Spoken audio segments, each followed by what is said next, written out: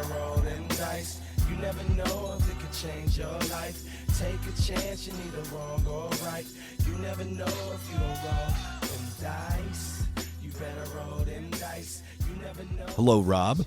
Hello, Matt. It's Dungeon Master of None, and we're talking some world building. That's right. It's a world building episode, and we're gonna put our powers of Genesis to the test by we're gonna put ourselves through the paces with some randomization, but also something new, something different, some unique and exciting approaches to coming up with campaign and setting ideas. The Cortex role-playing game has one-upped us because we've said on the show before, like, a great way to come up with a theme for a campaign is to take two fun tropes or genres and smash them together.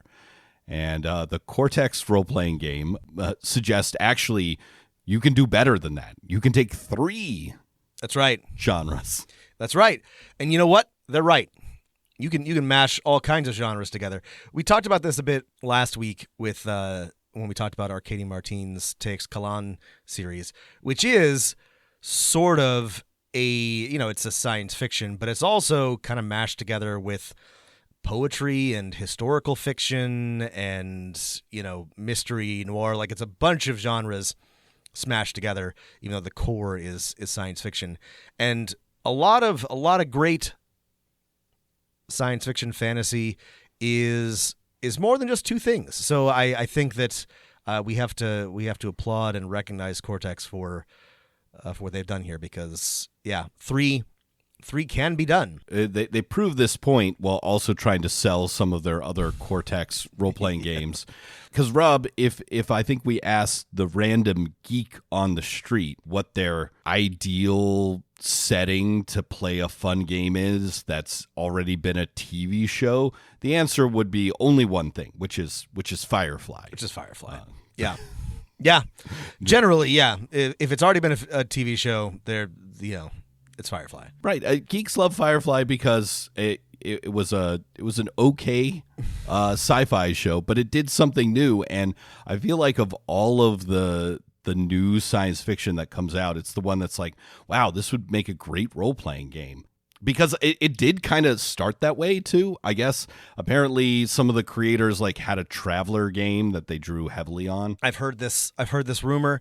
I mean, the thing is, it just kind of shows how unfortunately unimaginative the general science fiction and fantasy offerings are, especially when it comes to TV and movies. Because yes, Firefly was something new and original, but it's fine. But it's not a lot of other truly unique concepts. People struggle with unique concepts. Matt, I know that you have not yet gotten to Severance, but the general conceit, and this is introduced in the very first episode, this isn't a spoiler, is that the people in Severance, the severed, they have a different personality that activates when they go to work. So they have a self that works and a self that exists outside of work. And this general premise is not super high science fiction concept, but it's sufficiently complicated that well into the second season, there were a lot of people who were like, wait, I don't get it. Are they clones? I don't understand. And the point I'm making here is that there's a lot of room for innovation when it comes to concepts, just big ideas that have been explored very deeply in books and comics, but when it comes to TV and movies and quite possibly role-playing games, less so. And this is a good way to sort of to break open some of those ideas and get some cool ideas rolling. So they're not just being exploited for their surplus labor time, but that's converted to psyche time, right? That's right. Their actual, that's right. It really is the great thing about the show. There's a lot of good things about it, but the more you think about it, the more fucked up it gets. It's it's the first time you see it, you're like, yeah, sure, I guess, but then you realize you've created another person that exists only to work and has no consciousness outside of plugging in numbers in a weird corporate dystopia. Anyway, Severance, good show. Well, it's also, I think, shows that sometimes keeping it simpler, stupid is great for role-playing games with your friends. The example Cortex, right, gives is, hey, we took 3 genres, right? Pretend we're making Firefly. Science fiction plus Western plus swashbucklers. In the setting, players are the crew of a spaceship in the future. That draws on me the tropes of the Western, including plucky underdogs defending themselves from corrupt government agents, loads of cowboy frontier aesthetics, and rugged settlers on the fringe of society. Add in dashing and charming protagonists, wicked gang bosses, and firefights, and you've got a popular blend that's sure to provide material for dozens of sessions right off the bat. Yeah. And I think that's a great way to describe Firefly and a great way to think of it. The swashbuckling element is maybe the least of the contributors. It is very strongly a sci-fi Western. But I also think that that's a good thing to include for the third bit because it has a pulpy feel to it. And this is, sorry, now I got to talk because I love Westerns. I love swashbucklers. And Western isn't just like a, cowboys and horses. It's a whole aesthetic. It's a whole mood, right? And Firefly's mood better matches like a swashbuckling like pirate pulp adventure than a Western much of the time. So this is a smart combination. I like it. Right. There's it's less about the angst of closing the frontier most of the time. That comes up like there's sometimes, a little bit of that, yeah. But like the swashbuckling is the one that probably doesn't come to mind the most. But if you add it in, you're like, oh yeah, I see it. They do a cool move and it saves the day. Right. Yeah. They heroically get in a bar fight. Yeah. Swing off of things and jump and their sword fights, as one does. There is a lot, and one day in the future we'll do a whole episode on the Cortex RPG, but there's a lot of like great DM advice on thinking about like what level of abstraction and specificity you want to get into, like what sort of fantasy do you want to incorporate, right? Can your hackers hack a computer by typing code really fast, which is not how hacking works. Right. But what are you going to do, but is in every movie, so maybe that's how genre hacking convention should work in your game. But I think the pick 3 and add the advice in Cortex, unsurprisingly, is pick 3 genres and add Cortex. I think we'll be a little more flexible here. We'll pick 3 or we'll roll 3.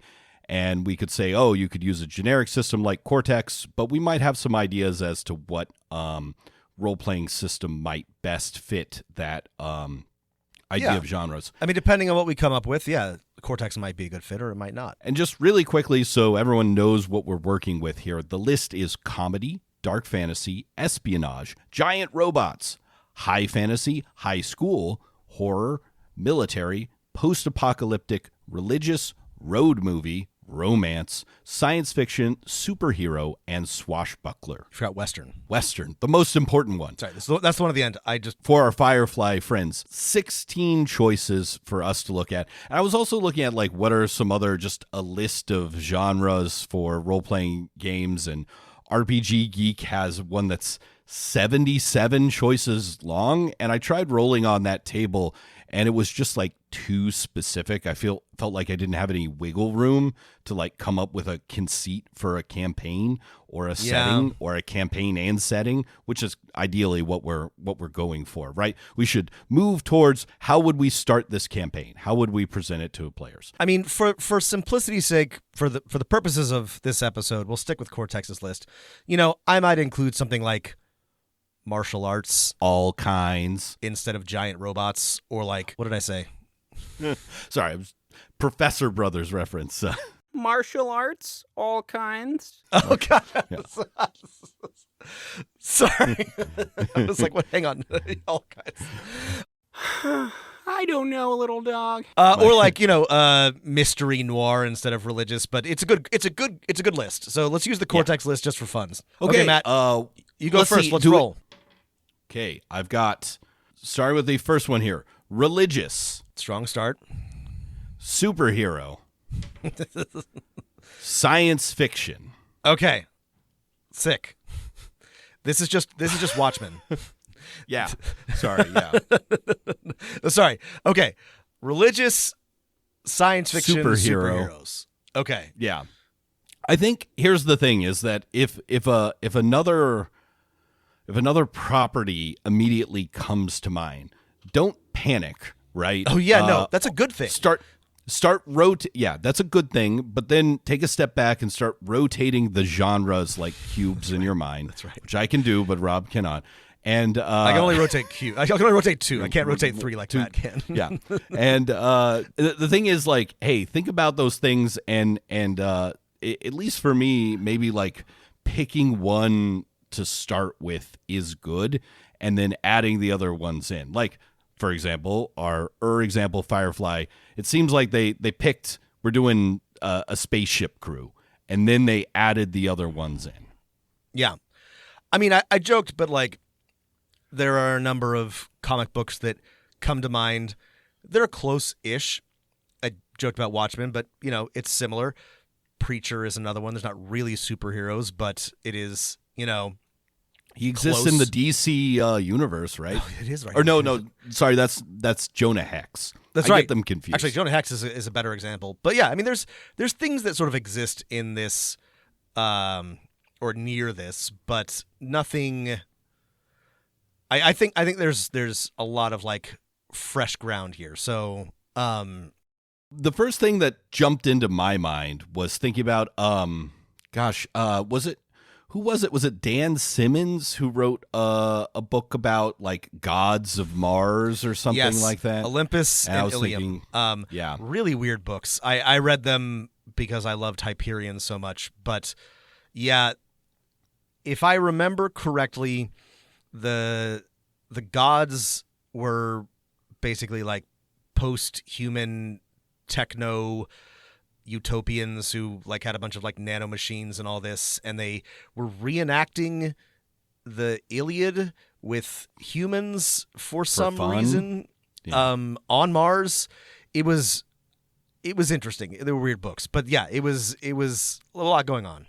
It certainly covers religious and science fiction, and you know, I was thinking about it because it popped into my mind, and yeah, that's okay, that could be a fun like campaign where the players are gods dealing with each other, and like humans are their pawns, and every session is, you know, you run in some kind of apocalypse world knockoff powered by the apocalypse of people dealing with their connections and fallout with each other and other NPC gods.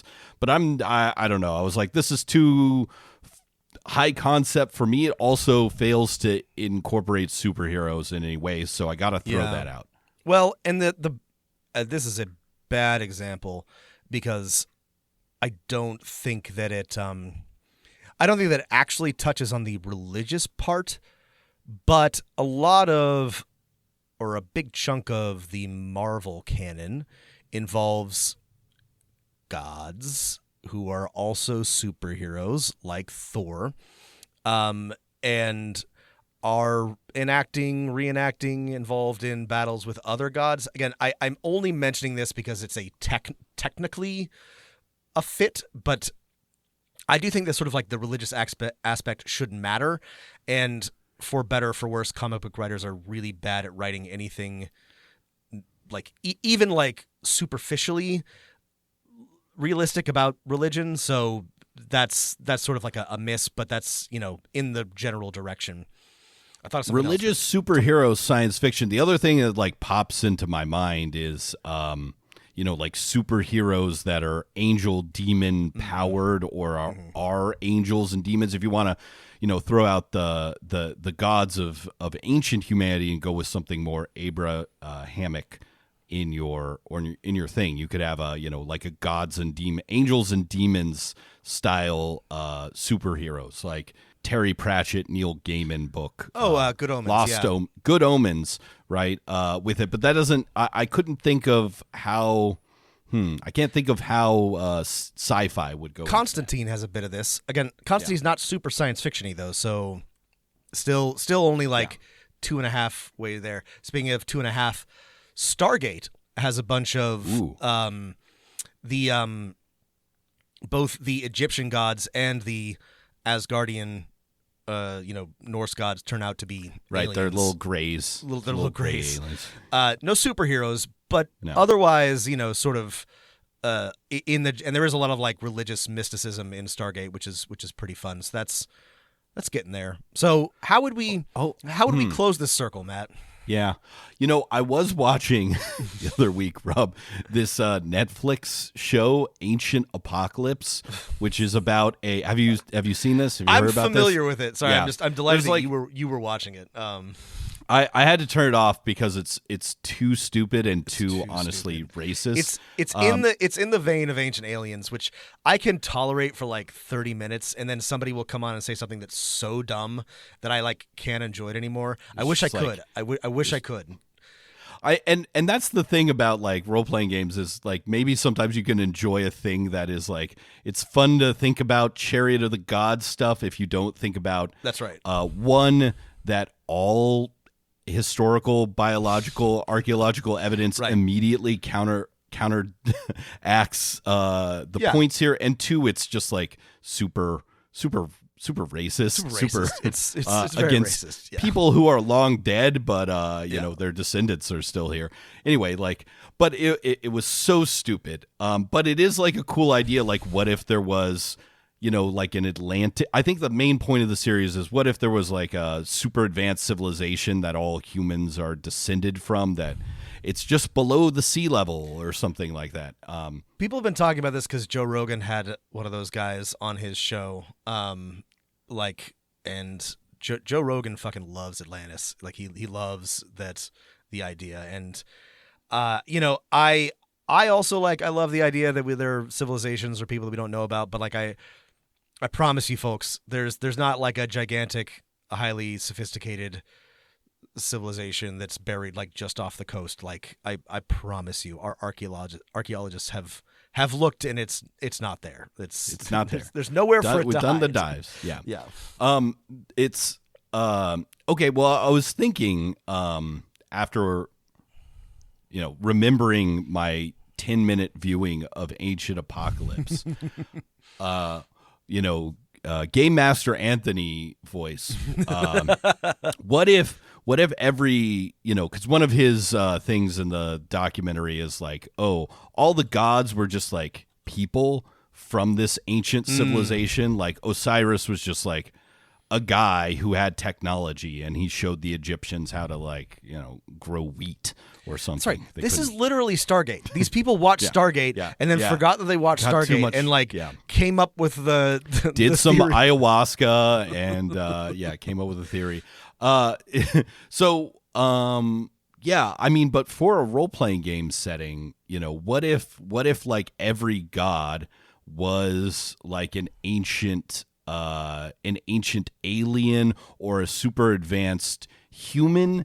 And I guess if we to work the superhero in this is where I'm thinking here is, wouldn't it be fun to run a superhero campaign where you said to everyone, create a superhero, your limitation is pick a god from any mythology and base your powers off of that god. You want to be a shapeshifter, you're Proteus from Greek mythology, right? You want flight and super strength or something, you're Osiris, or you're Thor or something like that. I think players, or at least some of my players, would be really into that. I think so make too. a god superhero in the present day. I think this is very close to some properties that already exist, but that I think they can wrap their heads around it, right? But like the gods are real, but they happen to be aliens or super advanced humans, and you draw your power from them, and you basically pick a patron god. Yeah, you could draw your power from them. You could be the reincarnation of them, or you or could be an something avatar like of that. them. Yeah, An avatar of them, and maybe they're and again, like Chariots of the Gods style, they're not actual gods. They're either alien. I haven't decided what works better. Maybe we can think through this. Super advanced aliens or super advanced humans from the past. I think advanced One of humans in the those. past is more fun. Yeah. Aliens is maybe easier, but I don't know. Ooh, you mentioning Stargate is a great way to bring in the sci-fi, right? They were super advanced humans from the past, but there are humans on all the planets, just like in Stargate. And there are enemies of the human gods on other planets, and like the big conceit of the campaign is they're coming back. They're invading Earth, and that's why the heroes are coming back. Like yeah. This is great. This lets you bring in all your like mythology knowledge. Like the bad guys are they're titans, or they're apex Titans. It's gods. Oh yeah, that is the shorthand name for the aliens that are invading. Is the Titans? It's Titanomachy or Titanomachy. It's Titanomachy 2, Matt. Return. The Return. This is a good idea. Return. This is a good idea for a setting. I like this. Yeah.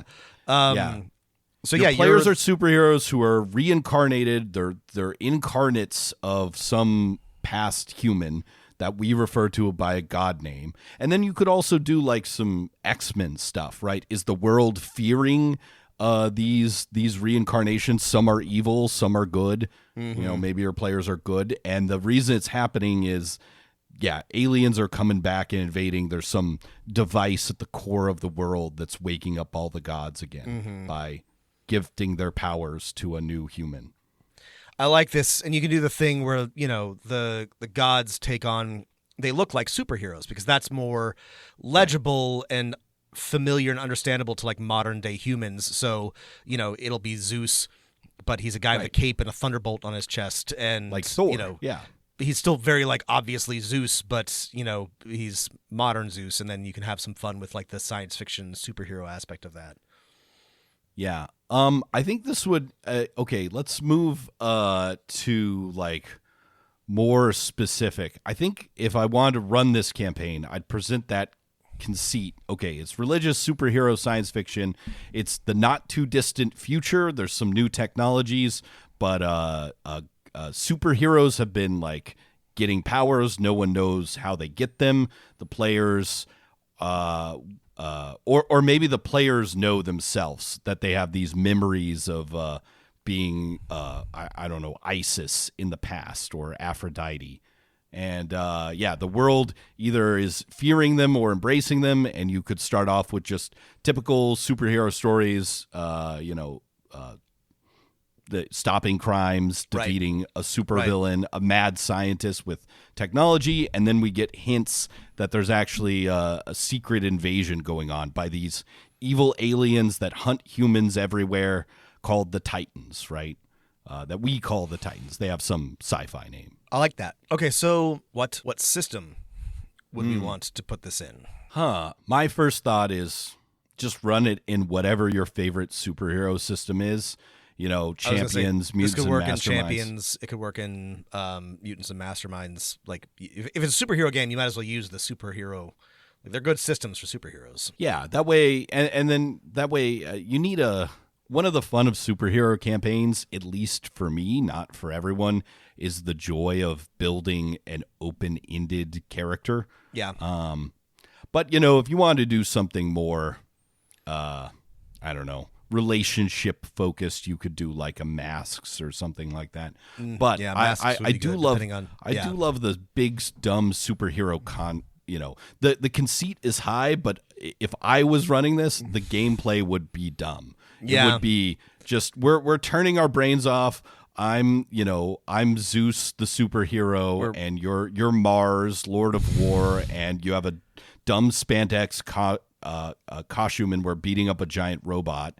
Yeah. And then aliens are invading, and we're Earth's smashing buildings. Heroes. You're throwing people, halfway across a continent. You're doing big, collateral damage. That's what I would enjoy about this too. Yeah. I have flight and super speed, and I am Huitzilopochtli, hummingbird of the left, left-handed nice. Hummingbird. I throw lightning from the skies. I'm Quetzalcoatlus. It's you do so many things with this. This would be fun.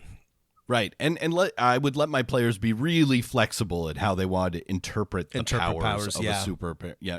Let them have fun with it. Yeah. Aphrodite is a Professor X style psychic. Sure. Psychic. Yeah. Do whatever you want with it. Whatever makes sense. Yeah. Okay, cool. Hephaestus can build an Iron Man suit or something. Yeah. Yeah. Hephaestus has like a walker. He's got like a like an Iron Man suit, like a Goliath or some kind of Starship Troopers mobile infantry armor. That'd be sick. Yeah. Okay. I like this better than thinking angels and demons superheroes, because that I don't know. That seems boring to me. As Okay, we'll call it Incarnate. We'll call it Titanomachy 2: The Return. I feel like this would be a fun campaign to run for about 6 months. Yeah, it's got limited shelf life, but I think it would be very fun for like a comic book length arc. You're defeating the Titans. Yeah.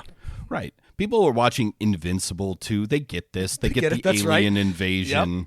Yeah, there's aliens, but Earth superheroes are all gods. They're all god themed. And the first couple sessions will be forming the team, dealing with do they hate and fear us, X-Men style, proving themselves to Earth's population, and then the invasion is hinted at, and then it begins in earnest, and they have to smash the Titans, giant robots that invade Earth.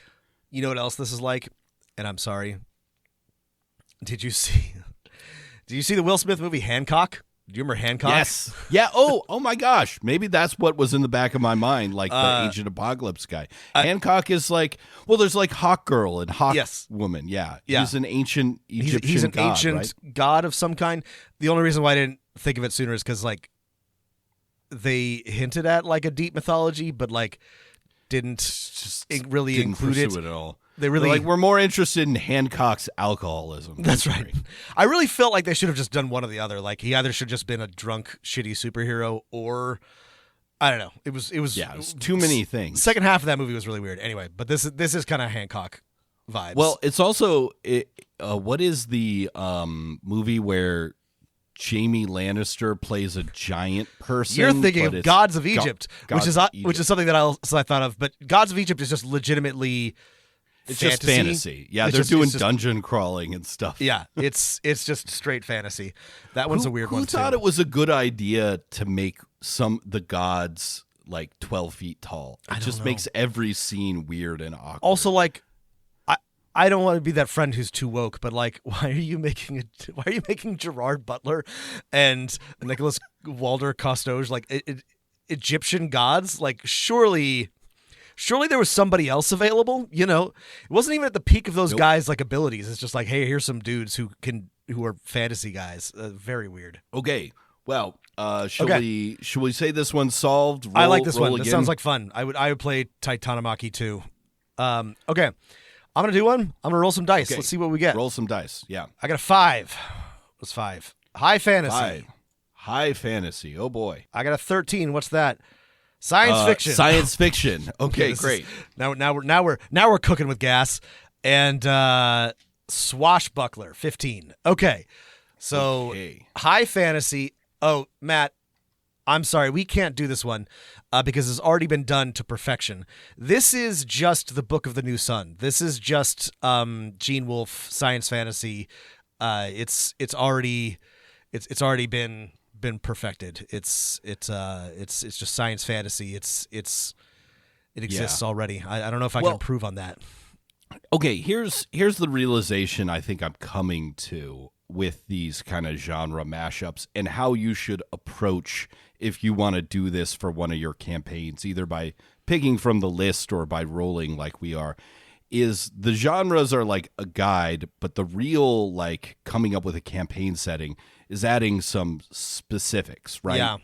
Right? Nothing about our first one says anything about Titans invading Earth, right? We could have gone angels and demons. Same with Firefly, right? If you didn't have the like Alliance Rebels conflict, the specific of the special River Tam super weapon, it just doesn't like hold up, right? Yeah. So we just have to pick a couple, use these as a guideline and get specific without going Book of the New Sun. No, I joked, but I know exactly how I would do this. This would be so much fun because you've got a model in like the sort of like science fantasy genre, which I love, where, there's ancient high tech, but people have forgotten how to use it, and it's treated like, magic, and there's mysticism around it. So, maybe we're talking distant future. Obviously,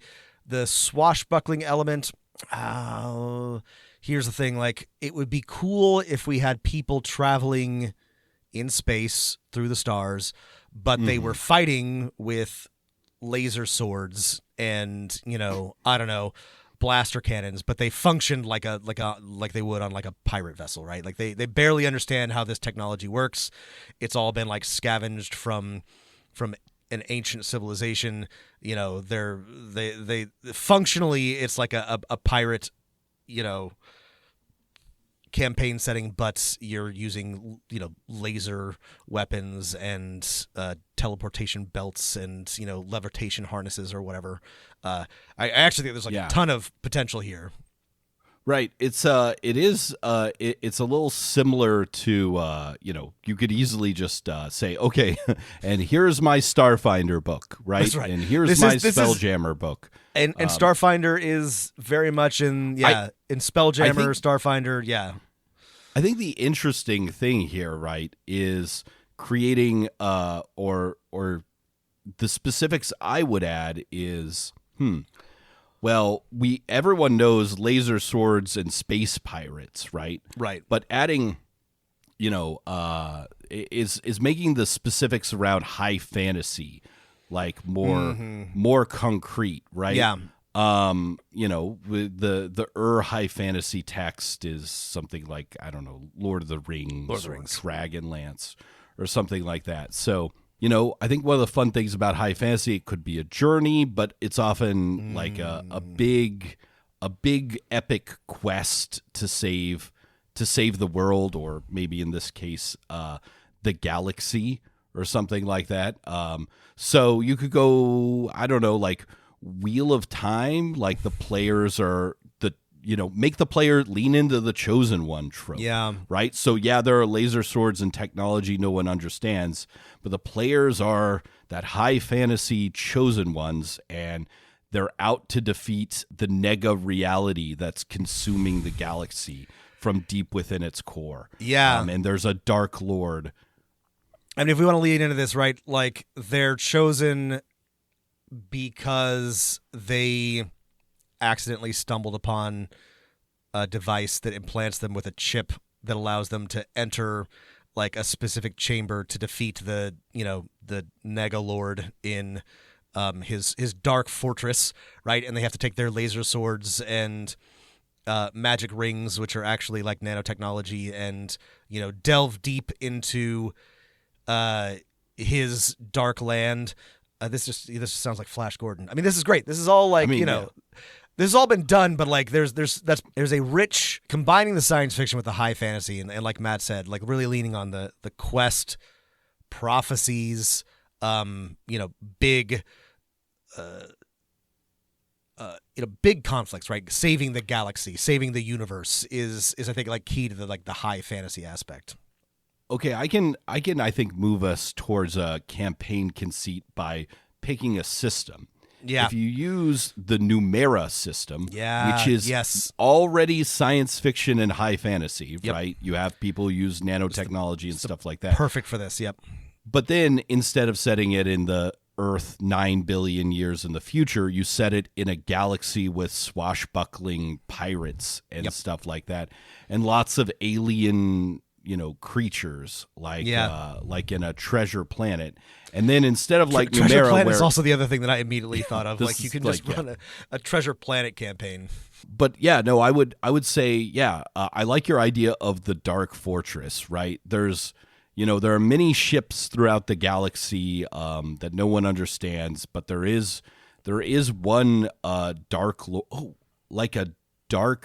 So the fun thing about the best Star Trek movie, in my opinion, Star Trek: the motion picture is, right? It's about entering. I was really orifices. excited to see which one it was. Good choice.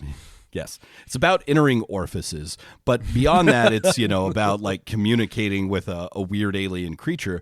But in high fantasy, it's not about like, oh, if we can only understand what the Dark Lord wants. Like Shaitan or Sauron. No, they want to destroy the world. Yeah, you don't need to understand them. You don't need to communicate with them.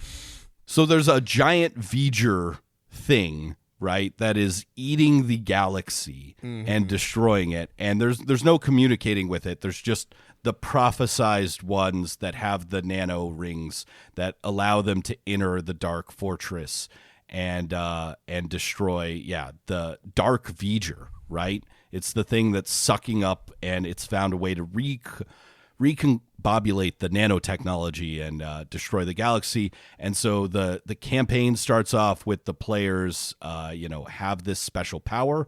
They have to acquire a ship and sail through the stars. They have to find out where the Dark Fortress is. There's a lot of swashbuckling adventures on the way there. And then the campaign ends with them confronting the Dark Lord, which is a giant V'ger, but just pure evil. Yeah. And I think, you can set it in like a system like Firefly, so it makes sense for them to be literally using solar sails. Like you can kind of hand wave the science on that and just say, sure, that's how you get between planets, and that opens up lots of opportunities for swashbuckling adventures and attacks by space pirates. If you use Numera, right, the players don't have to understand how anything That's works. right. It's intuitive or whatever. Yeah. So we can hand wave that away. Yeah. It's just, that makes your thing go. Yeah, how this do you is do really it? solved. There really is the great thing about this is there's a perfect system for it, and it's Numenera, and you just need to tweak the setting a little bit to not be Earth, but all the rules are perfect for it.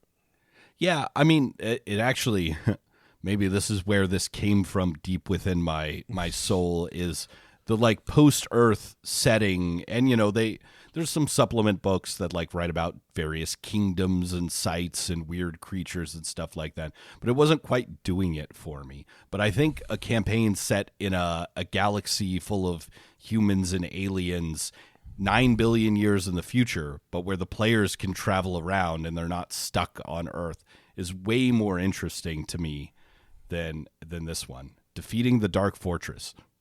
Yeah, I like that. Yeah.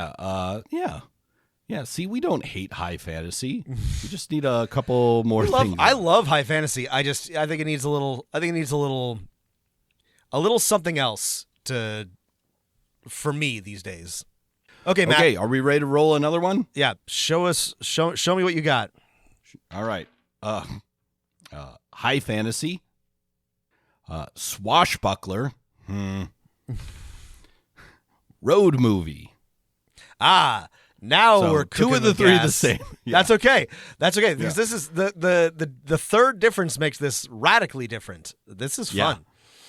Road movie. See, I like that Cortex has included things like road movie because it's not the same as like a genre like science fiction.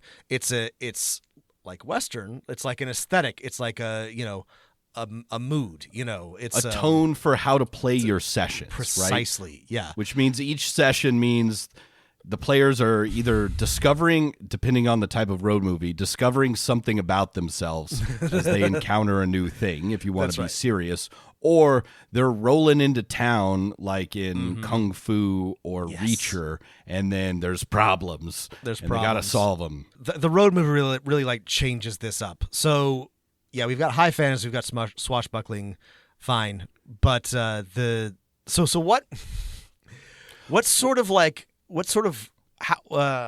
answer to all of these is there is always a system that like does a lot of this before, and I think for this one it's Wild Sea, which is maybe less swashbuckling, but it is like high fantasy in a weird way.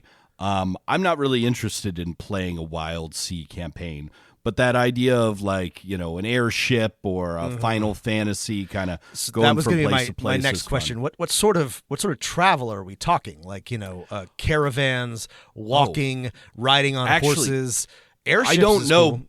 I don't know, but I do want the, high fantasy plus road movie tells me that this campaign that we're going to run is going to be about the journey, right? Most of Lord of the Rings is about walking places.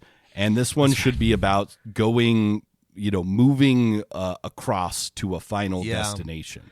The thing that's coming to me is like the Pony Express, right? Like the Mongol system of postal outposts across their massive land empire.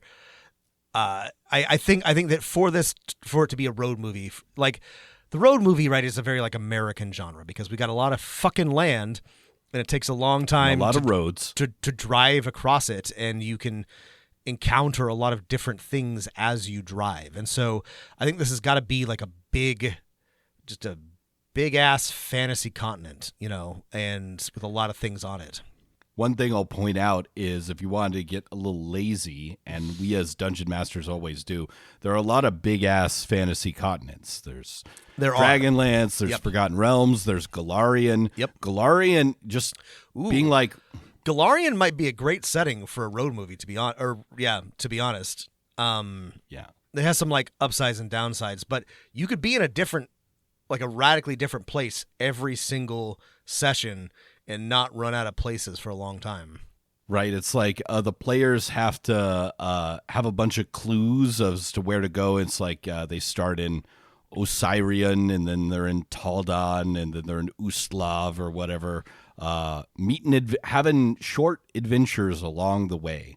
Right, that could be kind of fun. Yeah, like Jade Regent kind of did this, but really poorly. Yeah, we talked about this in our review because it was like a caravan game, but like the caravan rules were annoying, and they didn't really like lean on the stuff that we're talking about that we like about like a travel narrative. Like it was just kind of a disjoint. Yeah, so kind of like Jade Regent, but good is I guess what we would how you would run this in Golarion. Yeah, I like the caravan idea. If you ditch the rules, just the players have a wagon and a couple of horses, and they're going places. I think bringing the high fantasy in, right?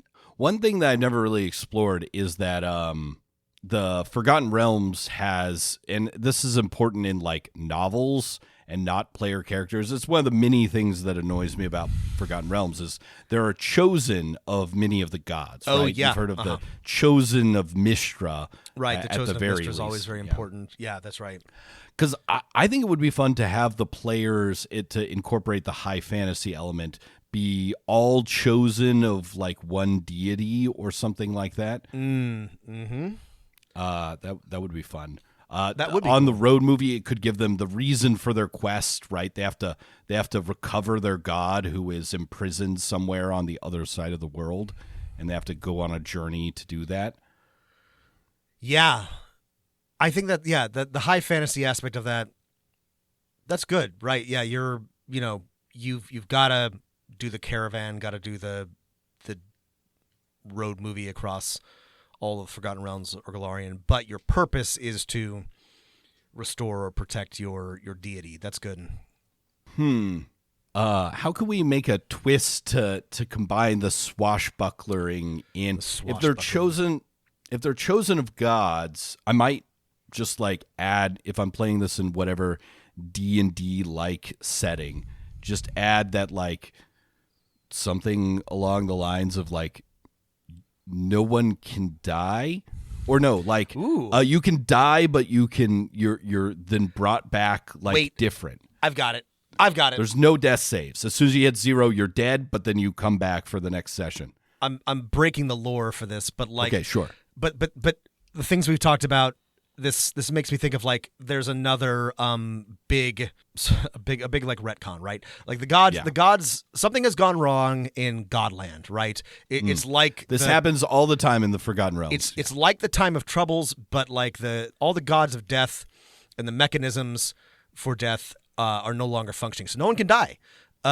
Or specifically like the chosen can't die, or we can tweak that, but like specifically the chosen of the gods, which includes the player characters and maybe one or two recurring villains, and maybe some along villains the way. Specifically, some villains. So a handful of people can't die or can no longer die, and the player character's goal is to reach their god's corpse or where they're imprisoned to sort of like fix this broken bit in the the cosmos. Until they get there, they're effectively immortal, but that comes with all kinds of potential downsides, and they can still be hurt very badly and captured and all kinds of things, which makes it very swashbuckly. Like lots of big flashy combats with some recurring villains who also can't die. This sounds fun. I like this. Yeah, maybe you tell your players risk everything, because when you die, you're dead, and then you come back. Maybe you I would even say, instead of saying something like, my initial thought was like, you lose something, right? But maybe you tell them you gain something. Ooh. Each time you die, you like get this. a new little perk or tweak to encourage them. Like when you're, traveling along the road and having these swashbuckling adventures to reach your imprisoned god, try and be risky. Dying is good. Yeah, try and die to save the whatever villagers in whatever. Throw podunk yourself town in front of you're that helpless child. Leap across that chasm. I like this. This is good. Encourage play. Death is good, but you have to. It is still hard to die in like 5th edition. So like, encourage your players to risk it all. So that they can die. And let them know this. You hit 0 hit points, you die, you get a boon, you play the animal companions of the party until next session, but you come back with a boon, a new boon from your god. Yeah. Yeah. I guess it doesn't necessarily have to be Forgotten Realms, but like, it is a very high episode, fantasy setting. Like, that makes sense to put it in Forgotten Realms. We also don't have the time to map out a high fantasy is the genre with all the lore, a high fantasy setting in this. So if you say it's Forgotten Realms, I'd start the players like in the Dale Lands, and they're like, they have to go. The gods are imprisoned in. There's an evil, I don't know, like a black staff in Waterdeep, and they have to get to Waterdeep, and then you just have adventures every week until you get there. I guess the sort of like obvious thing is that like whatever cosmic crisis is happening has short-circuited all like teleportation, flight, like gate good idea, magic, right? That's why they have to do the road trip. That's why they have to do the road movie, is because all of the normal methods for fast travel are unavailable. So you've got to get on your horses and caravan and go. There's no more high magic, right? For example, resurrection doesn't work. So the players are the only ones that can ever come back. So that puts some stakes for any NPCs that could die. And teleportation magic doesn't work. I like that. Fly can still work, because actually fly doesn't get you very far. That's true. You Fly don't can go work that much. It's right, like you can't doubling move your that fast, speed. Yeah. And encourage the players to roll up like bards and rogues. I don't know if I would encourage them to like pick a god that they're the chosen of, or let them pick their own gods. Probably letting them pick their own gods will bring players more joy. Yeah, I think so. This. Gods are not working right now. Magic, the Mistra is not working either, which is why the Weave isn't supporting any high level magic or something like that. You can hand wave it away depending how. I love tweaking Forgotten Realms to make it more interesting. So high fantasy swashbuckler road movie. Players are on a caravan from the Dale Lands. They can't die, and dying is good. So they want to swashbuckle their way through daring moves to meet some interesting people along the way. I would imagine a typical session is like Reacher. They show up in a town, and things are people need their help because they're the only ones with like magic and good shit. Yeah. Okay. Yeah, I like this. That's a fun one. We didn't come up with a name for the last one or for this one. Oh, I didn't even think about names. That's okay. We don't have that. Your campaign doesn't have to have a name. Titanomachy 2 really just like, that just it was the hard return. just like hard to beat. Yeah.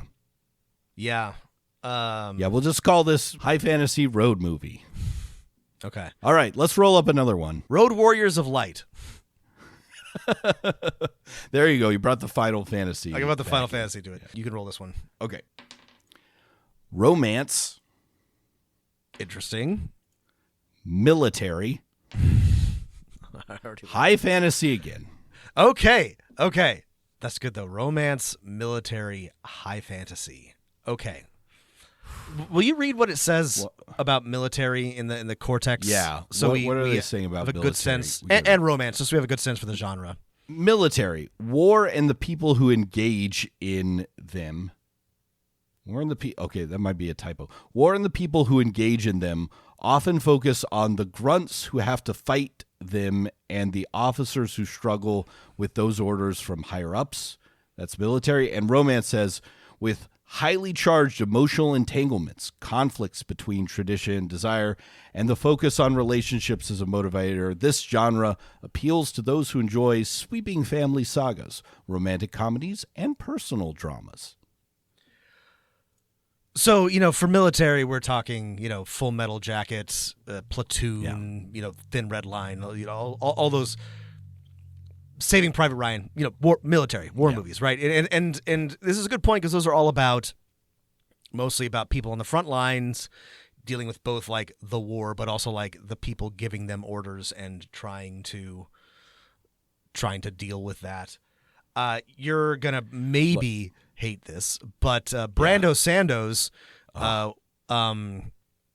Words of Radiance, his big honkin' books are a big chunk of those, especially around Kaladin, are very much romance and high fantasy and military. They're all about dealing with being on the front lines of the war. Rob, I don't know if you've read this, but the thing that immediately came to mind, it's, again, when you roll these, like, an example will exist, right? Is the Fourth Wing. Yes, that's right. That was the other thing I was going to think. I was going to mention. The Fourth Wing is dead in the center of this. Yeah. People love the Fourth Wing, man. This is a good this is a strong triple threat here. I'll get like 1,000 YA defenders coming at me, but I found the writing too bad even for me. I'm going to be honest, through the Fourth Wing. I also didn't care for it, but that's okay. If other people like it, that's their choice. The writing was not for me. For me, the book I like more, I haven't read all of them, was the Temeraire. Temeraire. Saga? Temeraire, right, yeah. Do you know what I learned? Sorry. Because I like Napoleon. Sorry, maybe you knew this. Yeah. I learned that the Temeraire was a real naval vessel in the Napoleonic Wars and not just a dragon.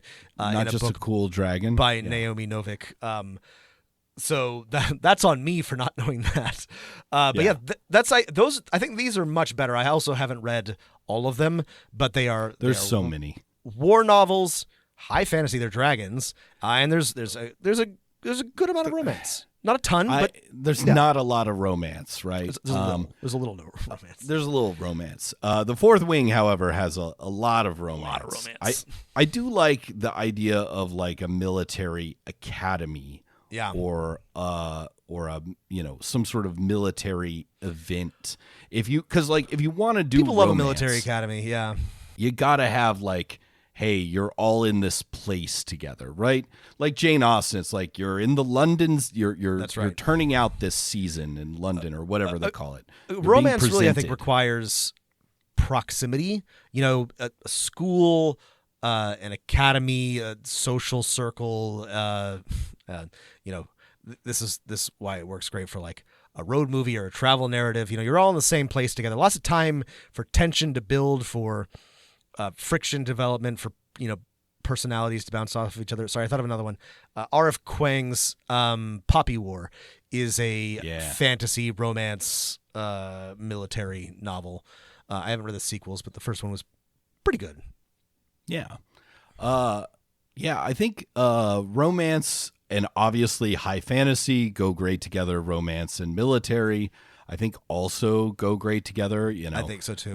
If we didn't have high fantasy, I'd be like, what if a band of brothers, but they loved each other? I was more literally than just about just to the say, way. we've mentioned heterosexual ones, but this is a Yeah. great setting for a very very queer homosexual. There's lots of great. I took a whole course on. I mean, Dick Winters, Rob. Dick Winters. On homoeroticism, homosocial behavior, and military narratives. Like this goes back to obviously to ancient times, but people have been writing about this for a long time. Your choice. You can have men and women, just women, men. It's this is a perfect setting for any type of romance that you want to explore or encourage. Yeah. So Temeraire and the Fourth Wing both, it's like one of the other romance, going back to Dragon Riders of Pern, is like, what if your dragon, that's the most obvious thing. What if your dragons fell in love and it made you fall in love? That's right. I don't know if, is that the way we want to go? That's a pretty good way to go for a campaign. It's like everyone has a dragon. I think that's fun. I feel like if we're gonna lean into this, if we're just picking something that's gonna immediately make sense to people, let's make it. Yeah, everyone gets a dragon because that's Dragon Riders of Pern. That's the Fourth Wing. That's also the Priory of the Orange Tree. I don't know if you read that. Big. Not there were a bunch of Dragon Riders in that one too. But this is a thing that clearly people get and there is an interest in. So why not lean into it? Why not make this a military dragon riding academy? Lean into, you have a bonded unicorn or a horse, or I think my players would love that, or just a dragon. Everyone has a bonded dragon, and the dragons are horny, and you're horny too, and you want to fall in love. So I think I would. I don't know. I'm into the Napoleonic thing. I think so. I mean, that comes up to me too. But I mean, the World War II is rough for romance. With if you're using it for historical parallels. Things happen too fast. There's too much death. It's too deadly. Napoleonic is. I've perfect. watched enough Sharp that I'm like, that's right. Ooh. Yeah, just perfect for just enough threat to make it exciting, but not so much that your buddy / lover is going to get his legs blown off in the the next a bunch of people shoot muskets at you and one guy dies. It's fine. Yeah, it's fine. It's fine. And then you get in a duel with a sexy Spaniard for a sexy right. lady. That's right. Or everyone's sexy. Yeah, that's perfect. Military doesn't also have to be set during wartime. It could be, the Three Musketeers. I mean, that's a little more swashbuckling, but it could be at a military academy or a military organization at a time of peace and intrigue. But we didn't get intrigue. We got romance. I think the way I would go with this is this is maybe not the longest campaign in the world, like a 2 or 3 session thing. It's you're at a military graduation, and then we gotta get specific here. There's some sort of inciting event. I mean, let's keep it simple. We don't have to get big with this one. Let's say that the not French Empire invades or declares war on a neutral island nation that has its own, that breeds good dragons. I like this. They have the best dragons on this island nation, and not Portugal has been invaded by Napoleon's army. Portugal we all know the Portuguese dragons are the best. Has been invaded by not France, and you.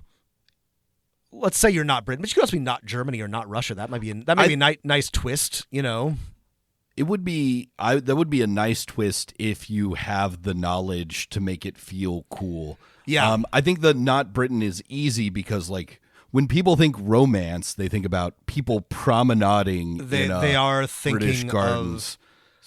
of Regency era. So that's easy. The players are dragon riders in the Empire of Albion or Avalon or that's something. What I would fantasy literally name. I would call it Albion, and I don't know, Gallia or something. I mean, I could get more interesting than that, but like, why not just lean into it, right? And the Albion Academy suddenly has to, marshal and go to war, and all these young recruits. The Pendragon Academy of I like Albion. that. Ooh, here's a good thing. There was a massive defeat. The Albioness fleet of dragons was ambushed and captured or destroyed by the Gallian navy, and suddenly all these set it in post-Trafalgar, but it went the other way. Those the other Spanish way. ships made it out of like port in time or whatever. So all was these that- young riders suddenly have to go to war and be ready, even though they're not ready, which escalates tensions, and the whole nation looks to them. Ooh, I like this. This is good. Okay, I like. This could be a longer campaign. I would add something for. There's been a big defeat of not England, right? Britannia is lost all of its dragons, so all these people are about to be pressed into service. But I would add another event for like the first session to up the romance, and then you can reveal this, Ooh, after the yes. first session, which is like you're at graduation, and at a long, graduation from sexy dragon rider school is the Prince of Cambria, the Prince of Wales, like Duke whatever, and Right. he's everyone wants to be his win the prince's hand, and maybe put in some other NPCs, because you could decide to make the prince a dick, you could decide to make the prince really cool, then you can add some other NPCs for the players to romance. I think in a romance game it's important to world build some cool NPCs for the players who are not comfortable. I find that more players are comfortable romancing NPCs than PCs. than each other. Not all of them. There's some that will go both ways, but yeah. I agree. You give people an option in case they don't want to be role play flirting at the table. I think you're totally right. You start with session 1, and that's just the romance, the academy. There's a big visit by a handsome prince, and then there's this massive defeat, and suddenly everybody has to scramble. That's perfect. That'll Right. like really like yeah. If I was going to do this as a 3-session campaign, event 1 would be the graduation ball, where everyone has to talk. Like event 2 would be like some sort of daring battle, and then it's aftermath where people are convalescing in a hospital, a great place for romance, apparently. That's right. Not in real life, but in books. English patients. Let's not get that dark with it. Well, we could. You could. We At could. your table, Sorry. Yeah. Yeah. It's a trope, but in this one, maybe they live, and it isn't tragic. Yeah. Yeah, I wouldn't know where I would go with like sessions 3 or 4 for conclusion, but that's something probably don't even need to plan out until we see what the players want to big accomplish. Dramatic battle of their own. Good chance for people to like profess their love right before dying heroically, if this is just going to be like a third, like a 3-session campaign, or to like, barely survive and, make it off with their lover or romantic. Possibly some forbidden romances with somebody from the other sexy side. French dragon. Sexy French dragon rider. This is fun. I'm full of ideas for this. This is great. Yeah, I would do this one. I think you might, for a system, like you could decide how much magic you want. You could be like, all right, everyone roll up an Eldritch Knight or something like that, or a sorcerer, or you could use a generic system for this one and be like, you all have magic, let's use year 0, and you all have spells because of your dragon rider abilities. Or you could use Cortex. I would probably I've been reading The Good Society, and while it's not my favorite role-playing game, the like relationship, the like conflict cards of like what people want and things might be a good, like, all right, let's pass out these cards, let's write our characters this way, because I think a good way to do a romance role-playing game, not the only way, is to have the characters in character creation be like, here are my romance goals, right? and like these are the come up with the NPCs they want to romance, or the other PCs that they have like feelings for, or something like that. So I mean, I would let my players guide some of the romance stuff, because one thing I think you want to avoid, maybe you'll agree with me on this, Rob, is if you're running a romance campaign, you can't if you're running high fantasy, you're going to be like, your goal is to defeat the Dark Lord. Okay, everyone's on board with that. But with a romance campaign, you'd be like, your goal is to become the new Duchess of Gloucestershire. A player is like, this is too personal, I don't want to do this with my character. Right? You gotta let them come up with it. Yeah. You could also, you could hack a setting or a system that's basically just like this. We've mentioned this before, the Night Witches, which is already like a hack of Powered by the Apocalypse, but you could just reskin it because it has relationship building. It has dealing with like this military. Is maybe a better answer even. Yeah. Like again, it's specifically the Soviet military, but you could tweak it so it's a bit more like British, issues, but it has, instead of it being dark in the like relationship thing, the relationships are fun and light, and it's all about witty banter with an NPC. And then the dragon missions are they're not airplane missions, they're dragon missions. This is a great idea. Yeah, I think you just need to change the tone a little bit, but the same basic things are important to a Night Witches campaign, and that's a great setting.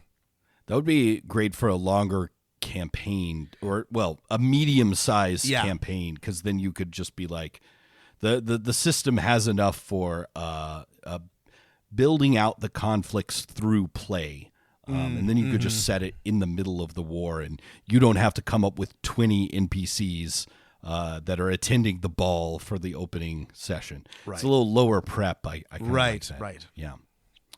I like this one. Yeah. I want to romance the I'm assuming the British king is mad, right? Of course. He's cursed. He's cursed. Cursed, even better. Yes. It's high fantasy. Maybe his dragon died in combat, and of course causes madness or something. His psyche has been broken ever since his great dragon. Figure that out later. But I like Hanover. Yeah. Well, I like the Fifth Wing or whatever, this game. I don't think I would run this campaign for 3 years, but I would love to run it for 3 sessions. This would be a fun, 3 to 5 or 6. Yeah, I feel like this is a really solid short campaign. There's.